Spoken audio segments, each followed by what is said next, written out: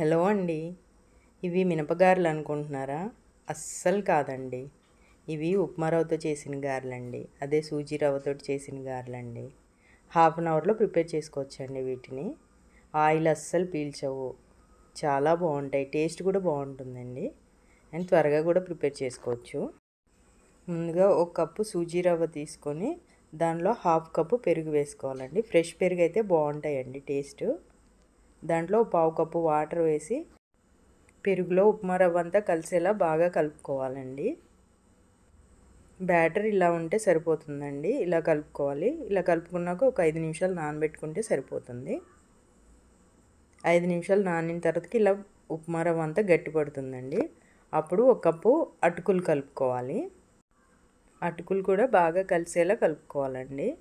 అంతా కలిపేసుకున్నాక ఇప్పుడు దీంట్లో రుచికి సరిపడా సాల్ట్, కొంచెం తినే సోడా ఉప్పు కలుపుకోవాలండి. చిటికెడు సరిపోతుంది సోడా ఉప్పు.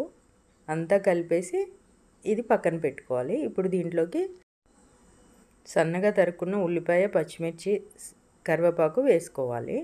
అలాగే ఒక స్పూన్ జీలకర్ర, కొంచెం కచ్చబచ్చగా దంచిన అల్లం వేసుకొని బాగా కలిపేసుకోవాలి.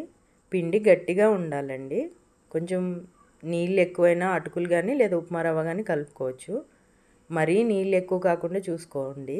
నీళ్ళు ఎక్కువై పిండి లూజ్ అయింది అనుకోండి, అప్పుడు గారెలు కాదు దోశలు వేసుకోవాల్సిన పరిస్థితి వస్తుందండి. అందుకని పిండి గట్టిగా ఉండేలా చూసుకోండి. ఇలా చెయ్యి తడుపుకొని చిన్న ఉండలాగా తీసుకొని ఇలా లైట్గా ప్రెస్ చేసి మధ్యలో చిన్న రంధ్రం పెట్టుకొని నూనెలో వదిలేసుకోవడమేనండి. నూనె మీడియం హీట్లో ఉండేలా చూసుకోవాలండి. మరి ఎక్కువ ఆయిల్ హీట్ అయిందనుకోండి మాడిపోతాయి, పైన మాడిపోతాయి, లోపల ఉడకకుండా ఉంటాయండి.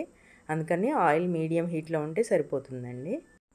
వీటిని ఇలా తిరగేసుకుంటూ గోల్డెన్ బ్రౌన్ వచ్చిందాకా ఫ్రై చేసుకోవాలండి. ఇలా గోల్డెన్ బ్రౌన్ రాగానే తీసేసుకొని సర్వ్ చేసుకోవడమేనండి. చాలా టేస్టీగా ఉంటాయండి. ఇవి ఎన్ని తిన్నా అరగకపోవడం అలాంటిది ఏమీ ఉండదండి. చికెన్, మటన్ దేంట్లోనైనా తినొచ్చు, లేదా పచ్చళ్ళతో తినొచ్చు. ఏ పచ్చడితోనైనా తినొచ్చండి. చాలా బాగుంటాయి. హాఫ్ అన్ అవర్లో ఈ గారెలు ప్రిపేర్ చేసుకోవచ్చండి. చాలా టేస్టీగా ఉంటాయి. ఈ సూజీ గారెలు నచ్చితే తప్పకుండా ప్రిపేర్ చేయండి. ఈ రెసిపీ నచ్చితే like, share and subscribe to my channel.